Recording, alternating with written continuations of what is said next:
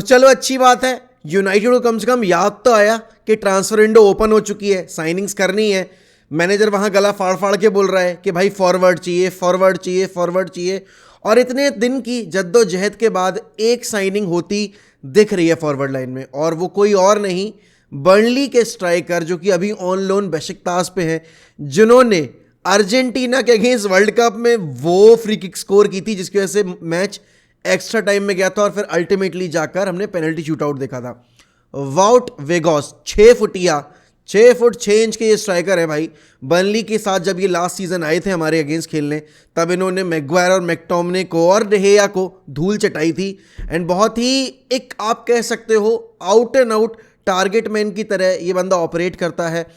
इसकी सबसे अच्छी बात पता है क्या है कि ये अपना डिफेंसिव वर्क रेट साथ में लेकर आता है। मतलब बहुत सारे स्ट्राइकर्स होते हैं जो सिर्फ अगर गोल स्कोर करें तो सिर्फ गोल ही स्कोर कर रहे हैं, उनका डिफेंसिवली उतना इनपुट नहीं होता है। जैसे हम हैरी केन के बारे में बात करते हैं, वह Harry Kane is regarded one of the best strikers of this generation, because वो अगर नंबर 9 के रोल में एज अ टारगेट मैन नहीं खेल रहा है तो वो डर्टी वर्क करने के लिए पीछे ड्रॉप करता है। आप बेंजेमा की बात करते हो, why Benzema is so successful क्योंकि उसका ओवरऑल गेम प्ले बहुत अच्छा है, वो प्ले मेकिंग करता है, वो डिफेंसिव एरियाज में आकर आपको इनपुट देता है, and he likes to operate from the inside areas as well.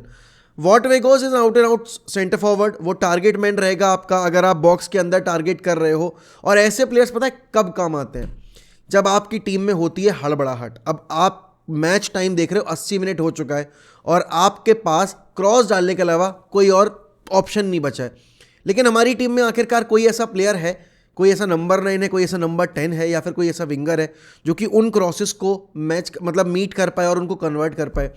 तो अभी देखा जाए तो कोई भी नहीं है। एंड वॉट वेगोस्ट आपने देख लिया अर्जेंटीना वाले गेम में, जब वो बर्नली उसको लेकर आए थे तो बर्नली के साथ भी उसने डिसेंट परफॉर्मेंस दी थी। I won't say he was that good. अभी बेशिकतास के लिए खेलते हुए भाई उसने 9 गोल ऑलरेडी स्कोर कर दिए हैं इस सीजन में, एंड कल अपना गुड बाय बोल दिया है बेशिकतास फैंस को वॉट वेगोस ने। और बहुत ही अच्छी वीडियो थी वो, मतलब एक तरीके से कह सकते हो इमोशनल गुड बाय था।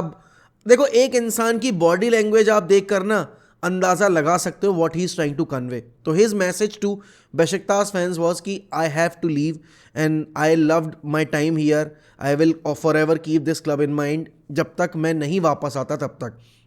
यूनाइटेड के लिए कंफर्मेशन लॉरी विटवेल दे चुके हैं। लॉरी विटवेल के अलावा आप फेब्रिजो रोमानो का अगर जाके ट्वीट देखोगे वहाँ भी उन्होंने कंफर्म कर दिया है कि वेगोस ने तो अपनी तरफ से ग्रीन लाइट दे दी है। अब देखो ये डील ना बहुत कॉम्प्लेक्स है।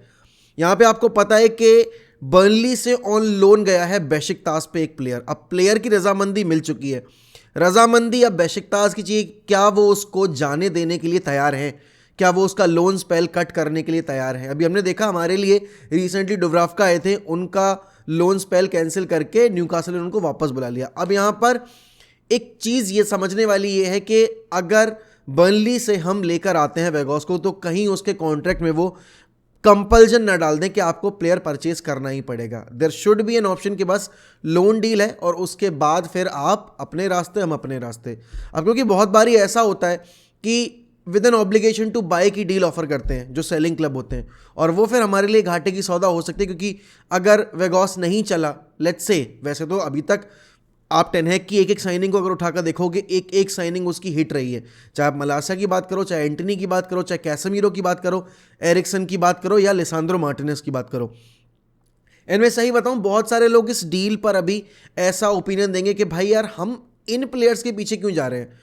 लेकिन भाई आप ये भी तो सोचो कि आपका जो अगर सिमिलर गेम प्लान चला आ रहा है तो फिर आप जब प्लान बी पे शिफ्ट करोगे तो आपके पास चेंज ऑफ आइडियाज़ या फिर चेंज ऑफ प्लेइंग स्टाइल आया है कि नहीं आया है। अब जैसे हम लिवरपूल के बारे में बात करते हैं, लिवरपूल का सेम गेम प्लान रहता है, they have no option B for that, they have no plan B for that. और इसीलिए आप देख रहे हो इस सीजन लिवरपूल कितनी स्ट्रगल कर रही है। अभी हमारा पर्पल पैच चल रहा है, लेकिन जब हमारा खराब दौर आएगा और जब हमें वो ग्राइंड करने पड़ेंगे रिजल्ट, अभी अगर लेट्स से कि रैशफोर्ड की फॉर्म में डिप आता है and Martial is already not performing to that level जहाँ पर आप कह सकते हो कि भाई वो रैशफोर्ड की परफॉर्मेंसेस को मैच कर रहा है, तो आपको ना इन फंसे हुए गेम्स में कुछ ऐसे मोमेंट्स चाहिए होते हैं जो कि आउट ऑफ नोवेयर प्रोड्यूस हो जाए, या फिर वो डर्टी गोल्स, हेडर वाले गोल्स, कॉर्नर्स पे गोल्स, सेट पीस पे आपके पास टारगेट मैन रहेगा, तो वो सारी चीज़ें। तो विद दैट रिगार्ड वेगोस की साइनिंग बहुत सही है। लेकिन इसके साथ साथ एक और मेजर अपडेट हमें कल मिली है और वो है जाओ फीलिक्स के रिगार्डिंग, और प्लस अबू बकर के नाम पर भी भाई क्लियरेंस आ चुकी है कि अबू बकर के लिए हम नहीं जा रहे हैं, United are not interested in getting Aboubakar. और वो अभी जितनी भी रिपोर्ट्स आपने पढ़ी हैं कि भाई अल नसर से अगर जाएंगे तो दो ऑप्शंस हैं, एक बेशिकतास का ऑप्शन है और एक आपके मैनचेस्टर यूनाइटेड का ऑप्शन है। तो मैनचेस्टर यूनाइटेड तो बिल्कुल भी ऑप्शन नहीं है। अब यहाँ पर हो ये सकता है कि वेगोस्ट यहाँ आए और अबू बकर वहाँ आपके बेशिकतास चले जाएं, तो ये सेंस बनाता है क्योंकि अबू बकर का नाम जोड़ा तो जा रहा है बेशिकतास के साथ। तो अब वेगोस्ट अगर आ जाते हैं तो फिर हमारे पास क्या जॉ फिलिक्स को लाने की स्कोप रहेगा, क्या उतना फंड रहेगा हमारे पास? अब देखो फेब्रिजो ने भी ये चीज़ रिपोर्ट कर दी है और जो बाकी जर्नलिस्ट हैं उन्होंने भी ये चीज़ रिपोर्ट कर दी है कि आपकी एटलेटिको के साथ होगे मेंडेज ने अभी मीटिंग रखी है और यूनाइटेड को 48 घंटे का अल्टीमेटम दिया है कि if you really want to sign the player you have to make your proceedings very quickly, you have to offer the concrete contract as soon as possible, क्योंकि चेल्सी और आर्सेनल ये दो वो क्लब हैं जो कि आपके जॉ फिलिक्स के लिए पीछे लगे हुए हैं। लेकिन यूनाइटेड का थोड़ा सा पलड़ा आप इसलिए भारी होता देख सकते हो क्योंकि यहाँ पे अभी एक पहला कदम जो होता है ना प्लेयर की तरफ, वो यूनाइटेड ने समर में ही बढ़ा दिया था। अब समर में नेगोशिएशंस हुई थी, आस्किंग प्राइस बहुत ज़्यादा था और उस टाइम पर एटलेटिको बेचने के मूड में नहीं थी, इसीलिए उन्होंने अनरियलिस्टिक प्राइस रखा था। अब यहाँ पर जो अभी नया हमें अपडेट मिला है उसके हिसाब से 9.5 मिलियन का जो पैकेज है वो डिमांड कर रहे हैं, including the wages and everything, कि आप वेजेस आप कवर करोगे और हमें लोन फी जो है वो 9.5 मिलियन की चाहिए। अब उसके अलावा उसमें ऑब्लिगेशन टू बाय डाल रहे हैं वो कि आपको परचेज करना पड़ेगा, अभी आप लोन पे लेकर जाओ और 70 मिलियन आप हमें दोगे समर में, जब इसका लोन स्पेल खत्म होगा तो आप इसको परमानेंट डील ऑफर करके हमारे क्लब से लेकर जाओगे। अब देखो अगर मैं यूनाइटेड के पर्सपेक्टिव से देखूं तो it's a win win situation for both the parties. मैं ऐसा क्यों कह रहा हूं? आपको अभी एंटनी मार्शल के कॉन्ट्रैक्ट पे क्लैरिटी नहीं है, आपको ये नहीं पता कि एंटनी मार्शल इस सीजन में परफॉर्म करने वाले हैं या नहीं करने वाले हैं ना। जॉ फिलिक्स, एंटनी मार्शल बहुत सिमिलर प्रोफाइल के प्लेयर्स हैं, दोनों इनसाइड फॉरवर्ड हैं, दोनों आपके विंग्स पर भी ऑपरेट कर लेते हैं। जॉ फिलिक्स के पास अपर हैंड इस चीज़ का है कि Joao Felix can also play in the number 10 role which is a direct threat to Bruno's position. Now Bruno के पास जब कंपटीशन होगा, एंड यू ऑल्सो नो कि हम अभी डॉनी वेंडबिक को खो चुके हैं, तो other than Bruno you really don't have a number 10 as well in the team. आप किसको यूज़ करोगे?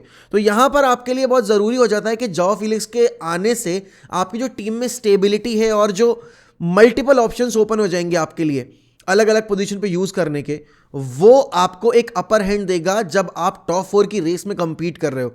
और या फिर टॉप 4 भी अगर मैं छोड़ दूं, अगर आप कप कॉम्पिटिशन्स की बात करो, लेट्स से आप बार्सिलोना को फेस करने वाले हो अभी फरवरी में, तो क्या आपके पास वो स्क्वाड है बारसा की इस स्क्वाड डेप्थ को मैच करने के लिए, वो पोटेंशियल मैच करने के लिए? नहीं। और करंट रन ऑफ फॉर्म के बेसिस पे आप कहोगे कि नहीं भाई बारसा से बेटर खेल रहे हैं हम, लेकिन भाई फॉर्म बदलने के लिए 2 गेम लगते हैं और कप कंपटीशन की खास बात यही होती है कि आपका उसमें लीग फॉर्म कंटिन्यू नहीं होता, उसमें आपका लीग फॉर्म मैटर नहीं करता। क्योंकि अगर ऐसा होता तो चेल्सी 2 साल पहले वाला यूसीएल नहीं जीतती, 2012 वाला नहीं जीतती। अगर ऐसा होता तो आप ये कह सकते हो कि लिवरपूल के अभी 6 यूसीएल टाइटल नहीं होते।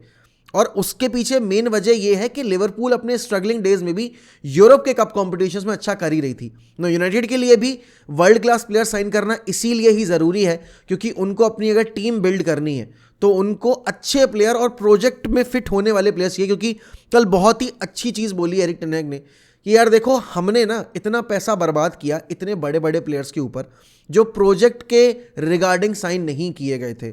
और उसने बहुत क्लियरली बोला है कि we have signed substandard players, we have signed players who are not mentally fit or mentally prepared to represent Manchester United. Now when you wear the jersey of United or Liverpool or Barcelona or Real Madrid और AC Milan या फिर आप उधर Bayern Munich का नाम लो, तो you have to face that sort of criticism, you have to take the level of आप कह सकते हो इनॉर्मस एक्सपेक्टेशन जो आपसे लगाई जा रही है और उस पर आपको खरा उतरना है। तो जो यहाँ से कमज़ोर होते हैं ना वो नहीं लिव अप कर पाते और इसमें बहुत सारे मल्टीपल ऑप्शंस हैं। Now Joao Felix we have seen the potential that he has had. Benfica में जब वो था वो आग लगा रहा था एंड अभी हमने वर्ल्ड कप में भी देखा what he can actually do on the football pitch. So it's very very important for United to make sure that we are giving this lad a proper opportunity and this lad needs to give us the kind of results that we expect from him। और अभी देखो अभी कुछ चीज़ clear नहीं हुई है, but what I'm saying is if you're signing Weghorst, do not forget that you have to bring Joao Felix as well. अगर ये Joao Felix आर्सेनल जाता है या चेल्सी जाता है तो हमारे लिए प्रॉब्लम खड़ी हो सकती है. आर्सेनल जाएगा तो देखो वो अपना टाइटल के लिए वो कर रहे हैं.